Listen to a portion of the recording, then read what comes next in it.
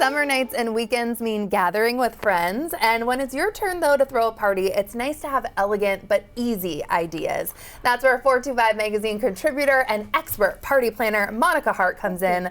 Hello. Hey, hello. Thank you for having me. Happy early 4th of July. It is, and as usual, your tablescape is just singing to me. That's amazing. So this could be for the 4th of July, but really anytime, right? Anytime, right. And I love to use blue and white. I'm a big blue and white fan. It's a classic color. So I start with the tablescape. This is my go-to tablescape idea. All it is you're stacking, layering the plates, and it's a really simple, white linen napkin, and then we're tucking in some fresh blooms and tying it with red and white striped ribbon, stars and stripes, right? Oh. So I'm going to tuck in another little flower here. These are from my garden. Those are little from your daisy. garden? How cute is that? You just kind of come to your place sitting, and there's the flower. And I also love this. This is a plate basket, and it's so fun because people can help themselves, like with the dessert plate or salad plate. And this is just a great idea to self-serve during any kind of gathering. But I just love that look. It's so easy. And then, check this out. So this is a little honey from my garden, right? And I decided to trick it out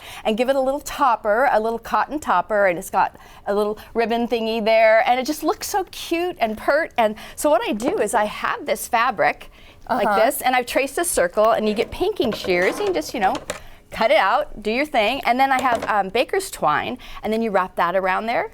And it's just so cute. And you get your kids to help you do it. It's fun, and it's a fun takeaway. I love little takeaways when you have a gathering. That is your theme, too, to give guests a little takeaway to remember the event by. And it doesn't need to be something so insane. No, and you could go to any store, and they have little mini things. You don't have to, these are our bees, but you don't have bees to do this. So you can get jam jars, little mini honey jars. So that's a fun idea. And then, ta-da. Florals. Tell me about the florals. Okay, I love to do something a little different.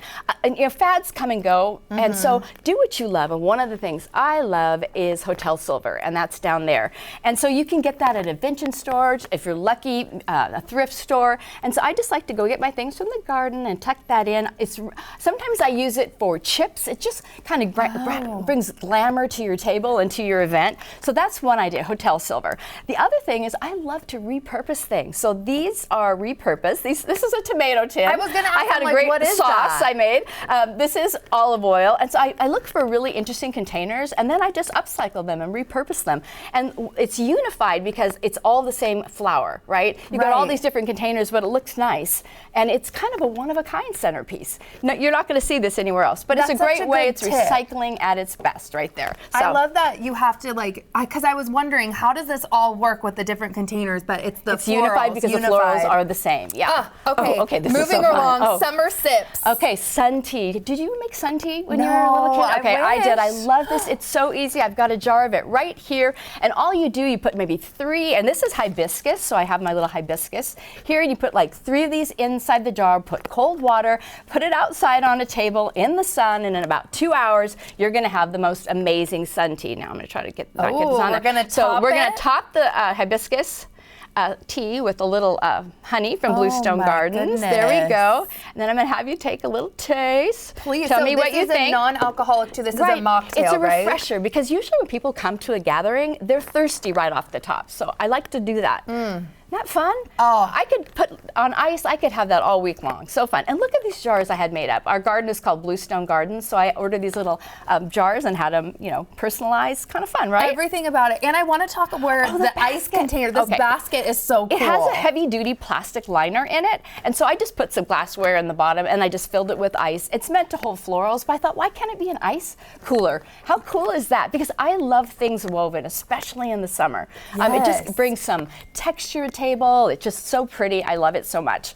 So this is a fun idea, and then put the little sun tea in it, and you're ready to go. And people will thirst their quench before they have a cocktail, I am obsessed with this drink. This is so good, and the honey really makes it. Moving to food, this spread is looking spectacular. What's happening here? All right, I love to do everything ahead. So this is the chilled tomato soup. So I made it last night, so that's really fun. You have it chilling like a villain in the refrigerator, and then you pour it out. And I I love growing tomatoes, and I do them from seed at my house. I brought a few of my little ones here. Now, these are late bloomers. They might be Christmas before I get tomatoes off these. I don't know.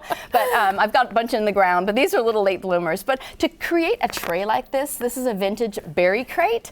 And so I love it. So what are you going to put? You're going to put a sprig of basil. You see that there's tomato in it. Yes. You see these plants, and we're going to top it. I'm going to have you do a little creme fraiche on one. Please. One back here. I'm all in. Then I'm going to do, I'm coming in with the olive oil. And then you guys got to check this out. Okay, so I grow edible flowers, right? What? I grow edible flowers. And so what I did, I dried them. And these are dried edible flower petals. And these are having a moment. It's a really big thing right now. I know, and everywhere. I grow these. These are bachelor buttons. When they're not dried, they taste like cucumbers. So tomato and cucumber, what a combo, right?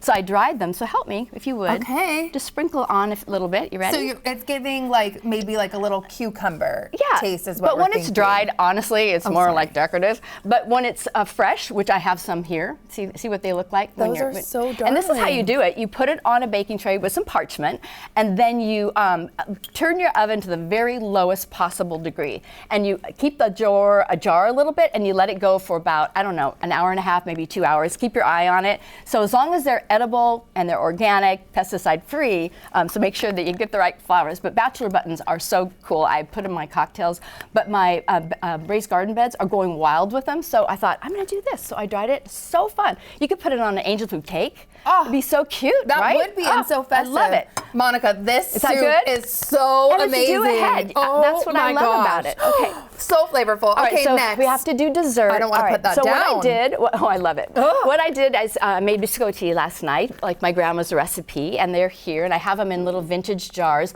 This is actually from Christmas. These are those Christmas crackers. I thought that is so cute. I always have them left over. I buy them after Christmas. What a cute little thing to put. Looks like a firecracker, right? It does. Yeah. So what we're going to do is have you pour. This is Vinsanto. It's a beautiful, beautiful Italian sweet wine, and it's a great closer. This is what you do for dessert. You make the biscotti ahead. I'm going to grab one of these for you. Please. And I'm going to grab one of these cookies, and what you do, go ahead and grab a cookie. Yeah. It's a dipper, and you dip it into your, right? Oh my gosh, just the, and then you.